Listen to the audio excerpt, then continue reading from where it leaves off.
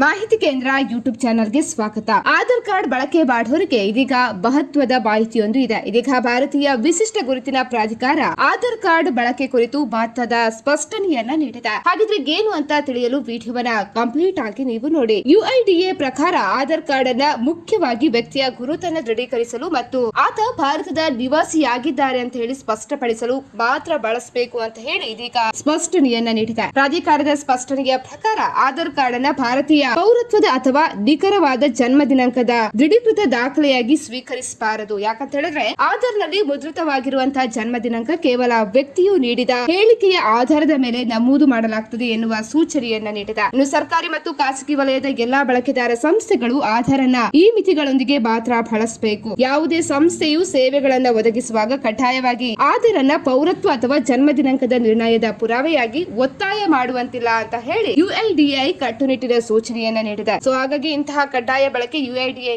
ನಿಯಮಗಳಿಗೆ ವಿರುದ್ಧವಾಗಿದೆ. ಈ ಕ್ರಮವು ಆಧಾರ್ ಅನ್ನ ದುರ್ಬಳಕೆ ಮಾಡುವುದನ್ನ ತಡೆಯಲು ಮತ್ತು ಮೂಲ ಉದ್ದೇಶವಾದ ಗುರುತಿನ ದೃಢೀಕರಣ ಸಾಧನವಾಗಿ ಮಾತ್ರ ಬಳಸುವುದನ್ನ ಖಚಿತಪಡಿಸಲು ಕೂಡ ಸಹಾಯ ಮಾಡುತ್ತದೆ. ಸ್ನೇಹಿತರೆ, ಈ ಮಾಹಿತಿ ನಿಮಗೆ ಇನ್ಫಾರ್ಮೇಟಿವ್ ಆಗಿದ್ರೆ ವಿಡಿಯೋಗೊಂದು ಲೈಕ್ ಅನ್ನು ಕೊಡಿ. ಅದೇ ರೀತಿ ಮತ್ತಷ್ಟು ಅಪ್ಡೇಟ್ ಗಾಗಿ ನಮ್ಮ ಮಾಹಿತಿ ಕೇಂದ್ರ ಯೂಟ್ಯೂಬ್ ಚಾನೆಲ್ ಅನ್ನ ನೀವು ಸಬ್ಸ್ಕ್ರೈಬ್ ಕೂಡ ಮಾಡ್ಕೊಳ್ಳಿ.